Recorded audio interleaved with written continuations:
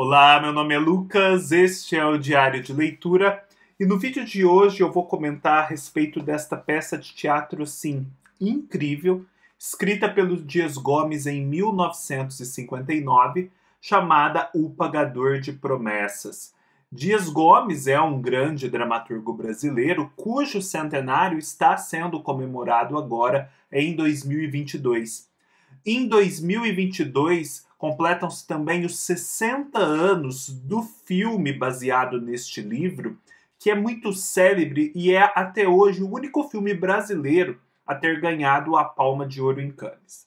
Como eu reuni muitas informações a respeito dessa história, eu vou organizar este vídeo em diversas partes. Na primeira parte, eu vou tratar a respeito do enredo da peça. Na segunda, eu vou falar dos antecedentes dela e do contexto histórico no qual ela surge, informações que eu colhi nessa autobiografia do Dias Gomes, chamada Apenas um Subversivo. Depois eu vou falar dos dois filmes que surgiram, porque eles são muito importantes para essa história e para a trajetória do próprio Dias Gomes, e do que eu aprendi a respeito desse filme, principalmente do de 62, nesse livro aqui, do crítico Ismail Chavaer, chamado Sertão Mar, Glauber Rocha e a Estética da Fome, em que ele vai contrapor o filme do Pagador de Promessas do Anselmo Duarte ao cinema novo que então surgia. Depois, a gente vai comentar a respeito do chamado teatro épico, do teatro nacional popular, que são formas de fazer teatro, vertentes da modernidade no teatro, que são refletidas aqui no Pagador de Promessa, que nos ajudam a fazer uma leitura dessa peça. E por fim, eu vou dar as minhas impressões pessoais a respeito dessa história. O momento do vídeo a partir do qual eu vou falar a respeito de cada um desses assuntos estará marcado aqui na descrição. O Pagador de Promessas é uma peça de teatro de 1959 que conta a história do Zé do Burro, um jovem homem ali entre seus 20 e 30 anos, que vive no interior da Bahia, um trato com a terra, ele é um camponês e também um pequeno proprietário. E um dia o burro dele, o burro que ele tanto estimava, no qual ele andava e pelo qual ele era até conhecido na cidade, sofre por conta de um raio, uma lesão, fica muito mal.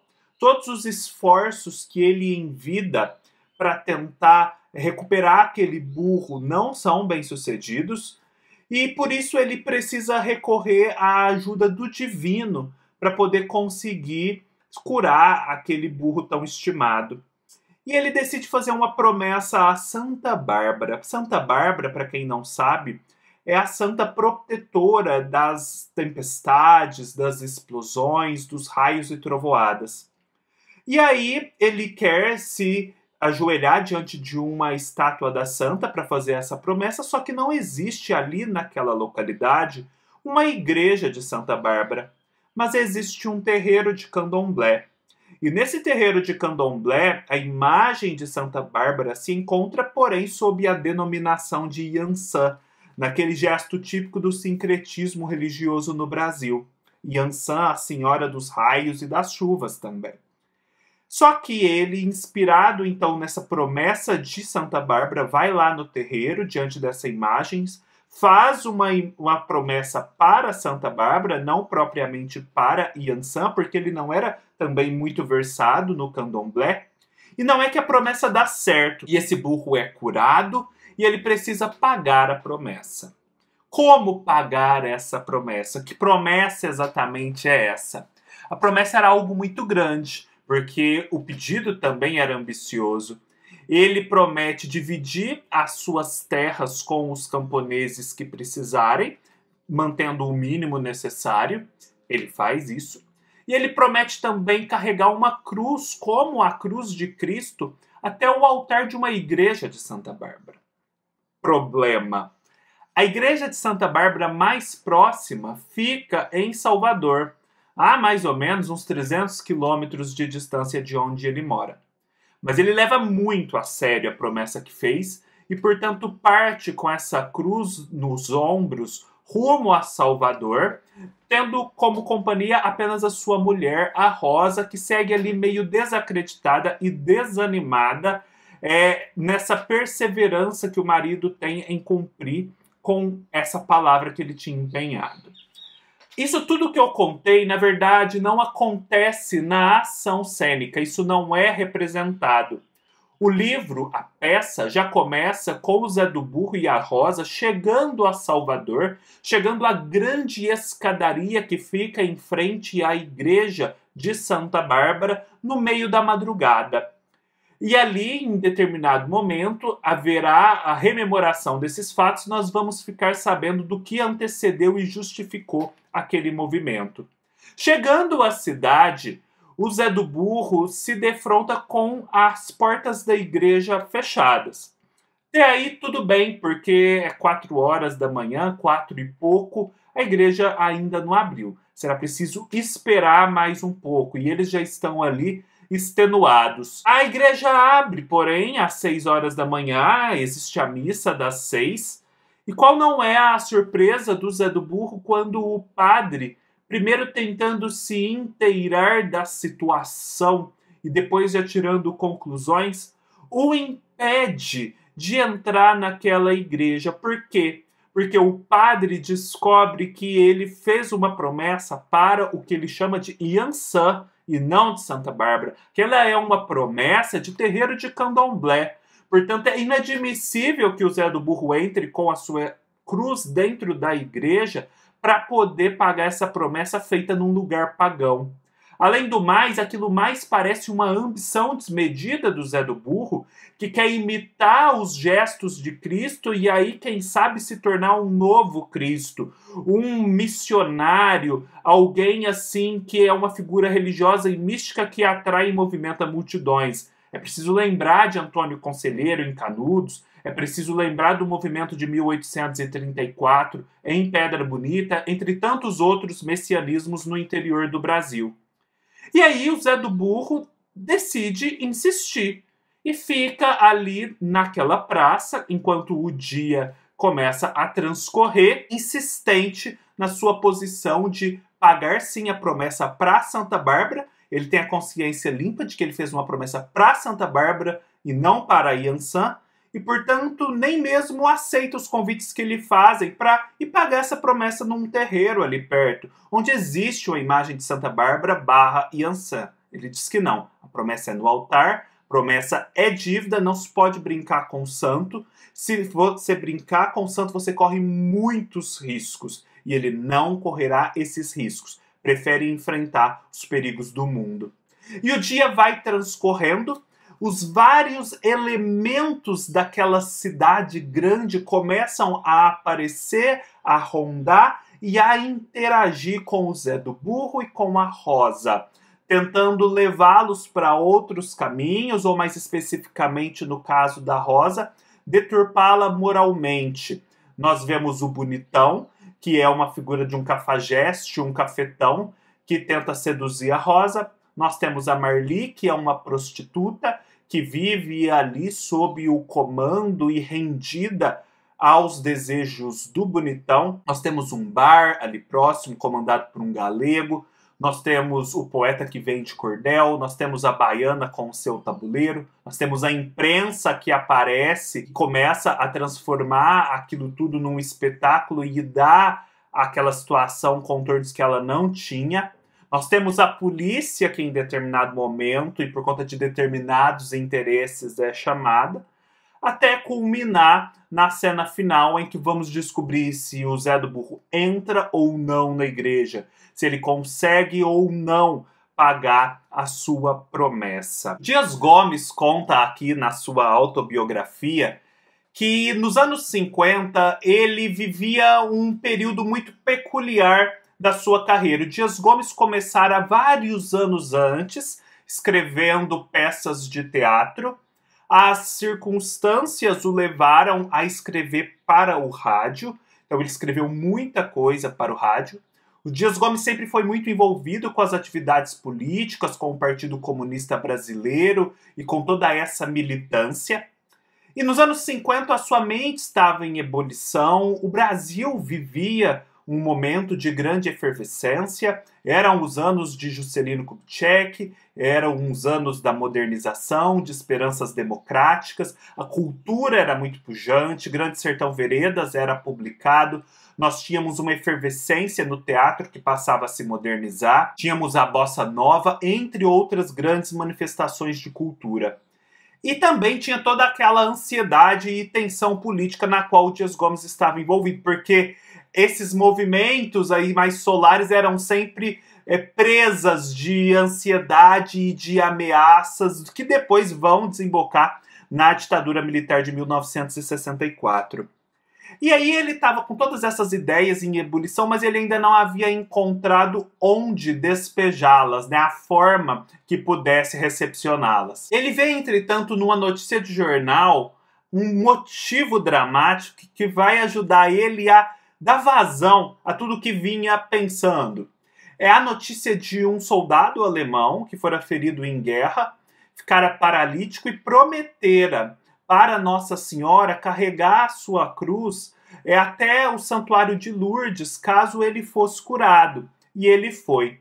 Então o Dias Gomes tem contato com essa ideia, né, com esse motivo dramático, e a partir daí começa a escrever O Pagador de Promessas. Ele escreve uma primeira versão e tenta levá-la à Bahia. O Dias Gomes é um escritor baiano, nasceu em Salvador, mas nesse momento vivia ali, entre São Paulo e Rio de Janeiro, bastante tempo afastado. Ele queria levar esta peça à Bahia, porque a Bahia também vivia um grande momento de efervescência, queria que um grupo local montasse a peça e fizesse uma excursão pelo país, porque o teatro dele tinha essa pretensão de teatro nacional popular, com essa conotação mesmo de retratar o homem brasileiro e de atingir as massas. E ele então estava retornando ao teatro com O Pagador de Promessas depois de bastante tempo envolvido com o rádio, envolvido com outras produções, era como se ele estivesse estreando de novo. E esse movimento de uma companhia do Nordeste fazer um périplo pelo Brasil havia acontecido com o Alto da Compadecida, do Ariano Suassuna, alguns anos antes, que havia sido montada pelo um grupo de Pernambuco e ele tinha excursionado com muito sucesso pelo país. Só que isso não dá muito certo, não lhe dão muito boa acolhida em Salvador, apesar de ele colher informações e aperfeiçoar a peça. Ele escreve uma primeira versão e tenta levá-la a um grupo do Rio de Janeiro que é o chamado Grupo dos Sete, que era um grupo cujo diretor era o Gianni Ratto, mas integrado principalmente pela Fernanda Montenegro, pelo Fernando Torres, o seu esposo, por Ítalo Rossi e Sérgio Brito, entre outros. Eles gostam muito daquela peça e o Gianni Ratto, já estando a primeira versão escrita, dá ao Dias Gomes uma seguinte sugestão. Até aquele momento, o motivo de o padre não deixar o Zé do Burro entrar na igreja era o fato de que ele considerava que o Zé do Burro pretendia ser um novo Cristo, tinha essa pretensão. Não havia ainda o elemento de Santa Bárbara Yansan e do sincretismo religioso. E o Gianni Ratto achava aquilo muito tênue, né? Porque o Zé do Burro tinha tantas convicções e tão fortes, para se contrapor a elas, o padre precisaria de muito boas razões. E aí, por sugestão do Gianni Ratto, o Dias Gomes se senta e tem essa ideia de agregar a peça o elemento do sincretismo religioso, que é o que vai dar a ela a sua tonalidade, a sua modernidade até hoje.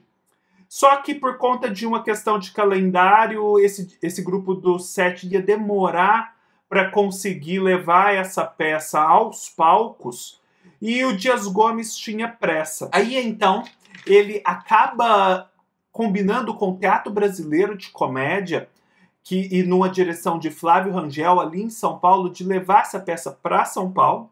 E essa peça estreia no Teatro Brasileiro de Comédia em 1960 e é um grande sucesso, tem uma grande aclamação do público e da crítica.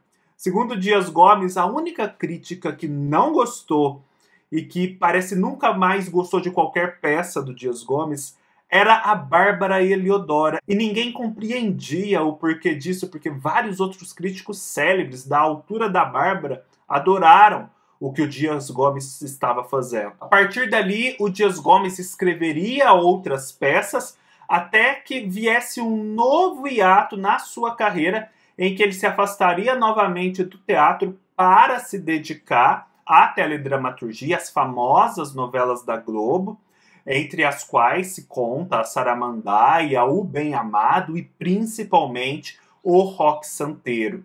No caso de O Bem Amado, baseado em uma peça, no caso de Roque Santeiro, baseado em outra peça. Esta não é homônima, mas tem o nome O Berço do Herói. Justamente nesse clima de recepção tão boa da peça, o Anselmo Duarte, que era um cineasta estreante, ele a princípio se consagrara como ator de pornochanchadas. O Anselmo Duarte havia feito um filme mais sério e agora desejava fazer um novo filme mais a sério ainda, segundo ele, com a intenção de ganhar a Palma de Ouro em Cannes. E surge na frente dele esse argumento do pagador de promessas e ele propõe, e tendo os recursos para tanto, ao Dias Gomes fazer essa peça um filme. O Dias Gomes via naquilo uma oportunidade, mas ao mesmo tempo tinha muito medo, porque esse Anselmo Duarte era alguém se firmando ali, cujo background principal era o da pornochanchada, algo que não tinha muito a ver com a ambição artística do Dias Gomes em O Pagador de Promessas. E aí eles assinam um contrato em que há uma certa necessidade do Anselmo Duarte se ater à literalidade do texto da peça. Era uma forma dos Dias Gomes pedir que a coisa saísse do controle. E eles fazem esse filme que estreia em 1962 e tem um grande sucesso nacional e internacional. E é esse único filme brasileiro a ganhar o maior prêmio do Festival de Cannes, que é a Palma de Ouro de melhor filme. E esse filme está disponível, depois eu vou deixar as referências aqui para vocês. Ele é um filme realmente muito teatral, porque ele concentra a ação, o drama, na praça em frente à Igreja de Santa Bárbara, em Salvador. É uma praça constituída por umas escadarias muito íngremes e que em cena formam umas imagens assim belíssimas. Apesar desse foco, né, na ação que se passa no centro da cidade, em meio ao povo, há sim tomadas em que você vê o bar ali do lado, o interior da igreja, um quarto de hotel, uma delegacia de polícia, a redação do jornal e por aí vai. Mas são momentos mais rápidos. O grosso mesmo da cena se passa ali, subindo e descendo essas escadarias, recuando e avançando na tentativa de penetrar as portas da igreja. É um filme cuja Rosa é interpretada por uma jovem Glória Menezes, que eu custei reconhecer, assim, eu sabia que era a Glória Menezes, a verdade é que eu não reconhecia até hoje, eu tenho dificuldades em encontrar os traços da Glória Menezes madura naquela jovenzinha Glória Menezes. É um filme em que o Zé do Burro tem uma interpretação muito boa por um ator que sabe trazer aquela rusticidade e ao mesmo tempo obstinação da pessoa simples. Porém, tem uma questão do sotaque que é engraçada porque ele não tem o sotaque de alguém do interior da Bahia. É mais o de alguém do interior de São Paulo, do sul de Minas, do que alguém do interior da Bahia. Mas isso passa batido e o filme funciona. É um filme que eu já não gosto tanto do núcleo formado pelo Bonitão e pela Marli. O repórter até desempenha um bom papel. O povo aparece de uma forma muito mais cinematográfica, né? Em takes, em planos muito bonitos, né? A montagem é muito bem feita. É um filme muito efetivo enquanto cinema. E mais tarde, em 1988, eles fazem, na verdade, uma minissérie na Globo, baseada em O Pagador de Promessas, em que o Zé do Burro é interpretado pelo José Maier, e transformam essa minissérie num longa-metragem, ao qual eu assisti. Também está disponível, vou deixar aqui embaixo. Nele, eu já acho que eles se estendem mais na forma cinematográfica, na medida em que aquilo que nos é contado a respeito da realização da promessa do Zé do Burro é, de fato, encenado no filme. Lá no filme de 62, não. Toda aquela questão do burro ela é apenas contada, assim como na peça. Já em 88, eles encenam todos aqueles acontecimentos para depois levar o Zé do Burro e a Rosa para Salvador e mostrá-los lá e aí sim começar a ação cênica propriamente dita. Então, nesse sentido, ele é mais cinematográfico e se distancia um pouco da forma teatral, e ele também se permite mais cenas que não são aquelas na praça da igreja onde o Zé do Burro está com a cruz. Enquanto o cinema é um filme muito mais precário, né? Não tem aquela redondez que o filme de 62 tem, mas é um filme em que eu gosto muito da interpretação dada à Rosa, pela atriz da época, cujo nome eu não me recordo agora. Ela tem uma beleza que lembra muito a beleza das heroínas do Jorge Amado, sabe? Da Tieta, da Gabriela, e eu acho que por isso ela nos soa mais familiar e convincente. E eu acho ela mais eficiente também para transmitir aquela ideia de insatisfação sexual que a Rosa tem, coisa que a Glória Menezes, na minha visão, não fez tão bem. Eu gosto também demais do Nelson Xavier interpretando o Bonitão e da Joane Fon interpretando a Marli.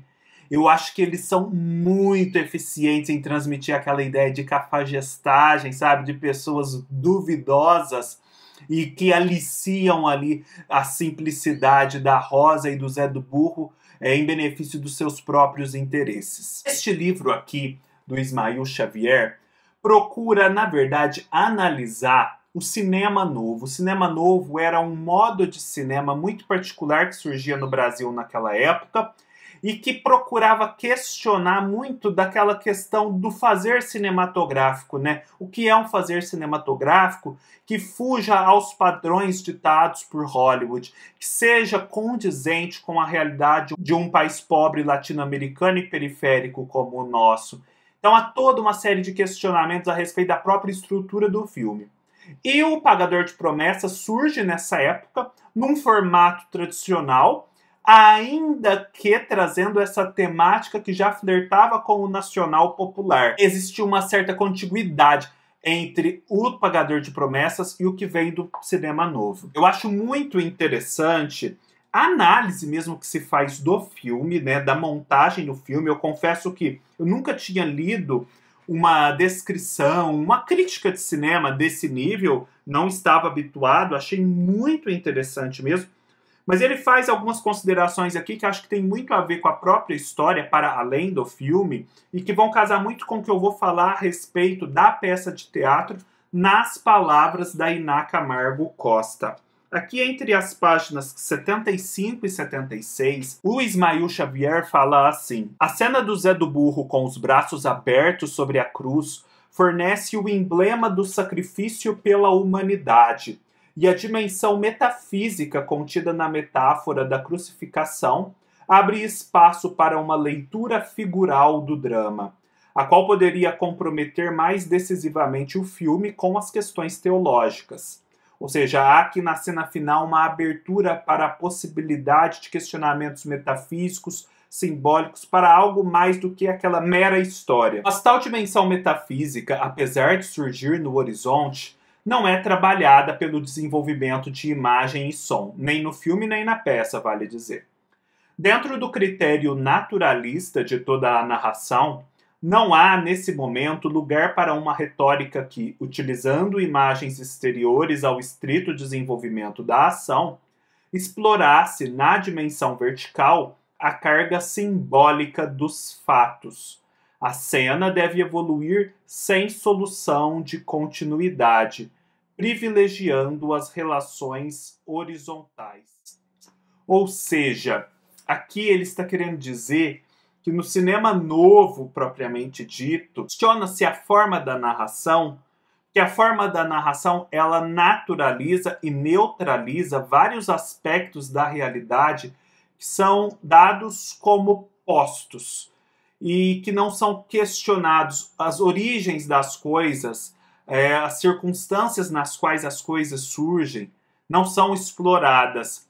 E aqui há um recurso ao naturalismo como forma de reprodução da realidade, uma reprodução verossímil, realista, e que justamente por conta de ser muito idêntica, uma cópia muito fiel, se torna um artifício para que não haja questionamento sobre outros aspectos da história que extrapolam aquilo que está sendo estritamente narrado. Ele vai desenvolver isso um pouco mais entre as páginas 80 e 81, dizendo assim: como um fluxo e refluxo da maré, todo o ritmo do filme se estrutura em torno do vai e vem de Zé diante da porta da igreja. Entrar é a meta indiscutível, ponto de acumulação do drama, cuja regra é a amplificação. Da primeira frustração, quando chega à noite e verifica que a porta está simplesmente trancada, momento de experiência isolada, cuja significação é doméstica, até a entrada heróica depois de morto, momento de ritual coletivo cuja significação é social e política. Concentrada no debate entra ou não entra, a luta de Zé e o apoio que recebe da massa não caminham em direção ao questionamento radical dos valores católicos e à afirmação de um rito alternativo. Temos um movimento que pede a integração, onde a legitimidade do popular é reivindicada aos olhos da própria Igreja. Reclama-se dela uma fidelidade aos princípios de tolerância e compreensão, um exercício efetivo do espírito ecumênico. Aqui, partindo dessa perspectiva do cinema novo, que é bem mais revolucionário, ele nota que o Dias Gomes, apesar de toda essa sua ideologia política, dessa pretensão revolucionária, não faz muito disso no final das contas, apesar de parecer que a peça está fazendo isso. Porque fica tudo muito no plano naturalista e não há essa abertura para o simbólico, para as raízes últimas das coisas, para os questionamentos e para a proposição de uma solução lá adiante que possa servir também ao público. Há uma tensão que se acumula, mas há uma pretensão que é muito simples, é uma pretensão de uma tolerância pontual. Não é uma pretensão revolucionária que vai subverter a ordem da igreja e o papel que o povo ocupa em relação a essa mesma igreja. Isso é muito importante da gente notar por conta dessa tradição na qual o Dias Gomes se insere, porque como a Iná Camargo Costa e o Anatol Rosenfeld vão falar nesses dois livros aqui, a modernidade no teatro tem muito a ver, é um grande reflexo do que acontecia ao redor dele. As evoluções sociais, a ascensão do capitalismo, a ascensão da classe operária no mundo, as duas grandes guerras, a forma de organização do capital, do poder, tudo isso reflete-se no teatro, na forma como as histórias são contadas. Parte-se de um drama burguês que dá conta dessas histórias num primeiro momento, evolui-se através de formas vanguardistas várias e chega-se ao final ao chamado teatro épico, que é um teatro mais explicitamente compromissado com essas causas sociais, com essa realidade nova e com o modo como essa realidade nova pede para ser representada em cena. Um grande expoente desse teatro épico é o dramaturgo alemão Bertolt Brecht. E o Dias Gomes, por ser aí um membro do Partido Comunista, alguém da vanguarda no teatro, meio que tenta trazer com algum atraso esse teatro épico para o Brasil. E a Iná Camargo Costa analisa se ele é bem sucedido ou não. E eu já adianto, as conclusões dela vão um pouco na linha do que o Ismael Xavier conclui aqui a respeito do filme, em contraste com o cinema novo. Mas para a gente compreender melhor essa história de teatro épico, de como a realidade influencia na forma teatral, é bom a gente consultar aqui o Anatol Rosenfeld quando ele define os gêneros lírico, dramático e épico, e depois faz distinções entre o drama burguês e o teatro épico. Que na página 27 desse livro, do grande especialista Anatol Rosenfeld, ele dirá assim, distinguindo os gêneros. Na lírica, pois, concebida como idealmente pura, não há a oposição sujeito-objeto. O sujeito como que abarca o mundo. A alma cantante, da poesia ocupa, por assim dizer, todo o campo. O mundo, surgindo como conteúdo desta consciência lírica, é completamente subjetivado. Porém, na épica pura, verifica-se a oposição, sujeito e objeto, não mais uma confusão, mas uma oposição. Ambos não se confundem. Já na dramática, finalmente, desaparece de novo a oposição sujeito-objeto. Mas agora a situação é inversa à da lírica. É agora o mundo que se apresenta como se estivesse autônomo, absoluto, não relativizado a um sujeito, emancipado do narrador e da interferência de qualquer sujeito, quer épico, quer lírico. Certo modo, é, portanto, o gênero oposto ao lírico. Por isso que quem tinha aquelas pretensões revolucionárias de questionar criticamente a sociedade desconfiava do drama burguês, porque no drama burguês nós temos como se fosse um artefato ao qual é dado corda e que funciona segundo as suas próprias leis. E os condicionantes, os antecedentes, os pressupostos daquelas leis não entram em jogo, não são questionados. Eles são aceitos como dados incontornáveis da realidade. Já que na página 14, a Iná Camargo Costa, citando o próprio Anatole Rosenfeld, vai detalhar um pouco mais o que seria esse drama burguês. Apenas a título de recapitulação, de acordo com Anatole Rosenfeld, uma vez que o pressuposto histórico do drama é o indivíduo autônomo, livre no sentido kantiano, o eixo do drama é a ação que resulta sempre de um conflito de vontades, concepções e objetivos contrários, cujo veículo essencial é o diálogo. O diálogo é possível, há uma igualdade entre pessoas que permite um diálogo. Em função dessas características fundamentais, o tempo do drama é o presente. A ação desenrola-se diante do espectador. No drama tradicional, a cena que a gente vê é uma cena que se desenrola num presente cênico, ficando interditados o passado, os antecedentes, e o futuro, que poderemos, o que o público poderá fazer depois.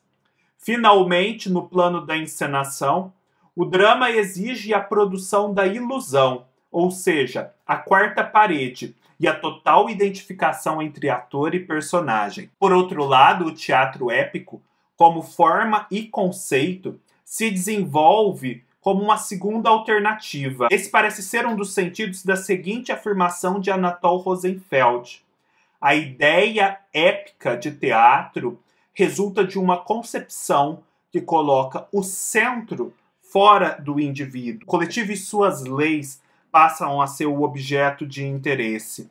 E aí o Anatole vai aqui na página 149 do seu próprio livro fazer um esqueminha diferenciando o épico do dramático. No dramático, o ator atua. No épico, há uma narração que pressupõe um sujeito que não se confunde com o objeto cena. Na forma drama, ela envolve o espectador numa ação cênica. Já no épico, ele torna o espectador um observador. No drama, gasta-se a atividade, exaure-se quem assiste. No épico, desperta-se quem assiste para realizar depois no mundo uma atividade. No drama, possibilitam-se emoções, vivências. No épico, força-se a tomar decisões, formular concepções de mundo. O drama é uma sugestão. O épico é um argumento destinado a uma persuasão racional. No drama, o público tem os sentimentos conservados. No épico, o público é impelido a atos de conhecimento. E por aí vai. E esse teatro épico, se a gente prossegue nos estudos, ele vai ter ferramentas que o tornam épico. Uma dessas ferramentas é o tal do distanciamento, ou seja, para falar, sei lá, de um problema dos operários de Munique, na Alemanha, cujos contornos, cuja estrutura parece invisível para quem a vive, o Brecht, por exemplo, vai fazer com que a peça se passe segundo uma mesma dinâmica, porém lá na China, lá no Japão medieval. E aí, por conta desse distanciamento, o público vai conseguir ver coisas que dizem respeito a ele, porque agora elas se tornaram claras, mas para isso se precisou da distância. O recurso do flashback é um outro recurso muito importante, porque ele tira, né, essa presentificação do drama burguês e começa a abri-lo para as outras direções no tempo. E falando especificamente sobre O Pagador de Promessas, a Iná Camargo Costa, ela considera que a peça, de fato, ela começa desestruturando um pressuposto básico do drama burguês, que é a possibilidade do diálogo. Afinal de contas, a gente percebe que um diálogo entre o Zé do Burro e o Padre Olavo se mostra impossível, no final das contas. Ela ganha contornos épicos, mas por conta de uma ideologia particular do PCB da época, né, o Partido Comunista Brasileiro da época, não se dá um passo além, num sentido mais revolucionário, diríamos assim. Porque, pelo pouco que eu entendi, o Partido Comunista Brasileiro achava que não se estava pronto aqui no Brasil para uma revolução. Não haviam as condições. Então era preciso uma certa aliança de classes e um certo apaziguamento de conflitos, um polimento de arestas, uma certa acomodação. E no final das contas, como a gente já viu no comentário de Ismael Xavier, é isso que é a pretensão da peça, uma simples acomodação daquela expressão popular de fé no seio maior da instituição da Igreja Católica, conservando-a, no entanto, como uma instituição a qual se aspira integrar. Entre as páginas 59 e 60, Iná Camargo Costa, comentando especificamente a respeito do Pagador de Promessas, fala assim: o crítico Décio de Almeida Prado apontava para a natureza da obra, mais próxima do teatro épico, a partir do qual poderia ser adequadamente interpretada, que do drama, apesar das aparências. Parece haver unidade de ação, tempo e lugar, induzidas pela habilidade com que Dias Gomes ao mesmo tempo construiu e destruiu o diálogo nessa peça. Como bom discípulo local de Strindberg e Chekhov, os dois mestres da impossibilidade do diálogo no drama em crise, como demonstrou Peter Zonde, nosso dramaturgo, através do enfrentamento entre Zé do Burro e Padre Olavo, configurará o diálogo impossível. E essa impossibilidade tem como pano de fundo a própria luta de classes, que explica as duas intransigências e a incompreensibilidade mútua das razões dos oponentes em confronto, assim como faz explodir o mito do indivíduo autônomo. Isso acontecerá a partir do diálogo improdutivo em função dos desdobramentos épicos da peça. Não havendo ação entre os personagens do primeiro plano, estes recuam para o fundo, e as demais personagens vão se alternando a ponto de não se poder mais encontrar um responsável pelo desfecho. Aqui a gente tem o pressuposto daquilo que a peça tinha de épico e que poderia dar certo segundo os critérios do teatro épico. Mas daí vem a conclusão entre as páginas 68 e 69, em que ela fala que isso, enfim, não deu muito certo. Sem constituir propriamente um paradoxo, este mérito real de O Pagador de Promessas, de formalizar com rara competência um conteúdo da moderna experiência social brasileira, a saber, a expansão do capitalismo tal como aparece na prática real do jornalismo, aí ela alude ao papel que a imprensa tem de amalgamar várias ações cênicas, simplesmente o que o dramaturgo procurou apontar em sua obra, pois a história de Zé do Burro propriamente dita, um incidente de porta de igreja, por colocar em confronto duas formas igualmente alienadas de comportamento social, né, na visão marxista, ortodoxia religiosa e sincretismo, não tem alcance maior. A grande cena final, capoeiristas, seguidos por Rosa, carregam a cruz com o morto para dentro da igreja, ao som da trovoada e de minha tia exclamando "Epa, rei, Ançã", com a qual Dias Gomes pretendeu expressar a conscientização do povo, esgota-se a si mesma. O Pagador de Promessa tem nítida função de advertência, do tipo: façamos reformas antes que o povo faça a revolução.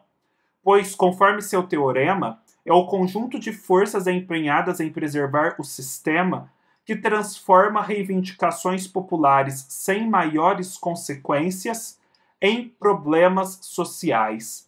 Basta, portanto, fazer pequenas concessões para garantir a ordem. E aí, né, depois de já ter passado por tantas referências, eu vou para a minha interpretação da peça.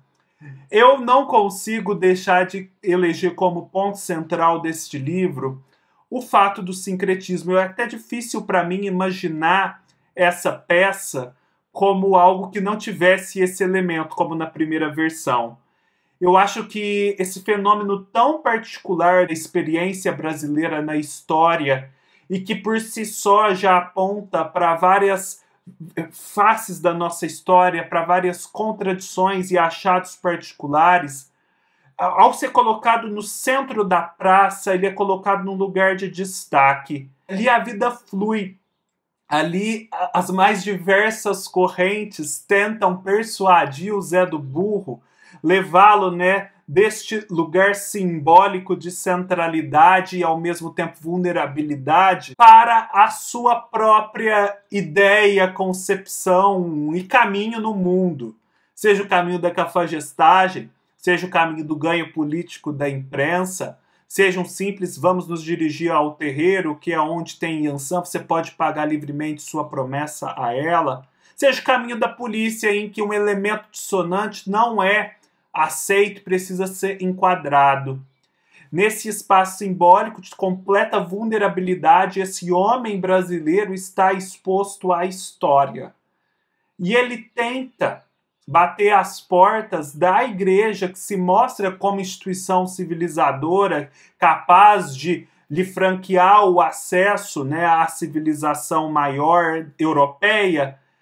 Ele é a instância a que ele está mais próximo, mas é uma instância também cujos códigos ele não domina completamente. Ele tem uma fé do simples, uma fé capaz de fazer de tudo para pagar uma promessa a uma santa que é, a princípio, católica, Santa Bárbara. Mas ele não domina os meandros da jurisdição da igreja, da teologia. E o padre também não consegue decifrar o seu código, os motivos da sua teimosia. Como ele nem era do candomblé, fez aquela promessa no terreiro, mas na verdade ele estava pensando em Santa Bárbara. Todo esse ruído na manifestação da fé do Zé do Burro também não é compreendido pelo padre. E aí a possibilidade de integração, né, desse homem brasileiro à civilização maior, essa aspiração a ser aceito pela Europa, pelo velho mundo, ela falha. Ela falha por uma impossibilidade absoluta de comunicação, de diálogo, né? De fato, o drama burguês, no sentido da realidade aqui, falha completamente. E a peça realmente não nos fornece muitas ideias do que fazer a seguir, mas ela nos expõe de uma forma muito potente o problema da assimilação falhada e da existência de um código próprio de ver, de ser e de estar no mundo do brasileiro que ainda não encontrou definitivamente o seu lugar no plano mais geral da civilização. É isso, pessoal. Espero que vocês tenham gostado. Se gostaram, deem um like, deixem seus comentários, se inscrevam no canal. Vou deixar aqui todas as referências para que vocês possam se aprofundar nessa leitura, assim como eu fiz. Há vários vídeos bacanas no YouTube sobre o Dias Gomes. E nos vemos numa próxima oportunidade. Até mais!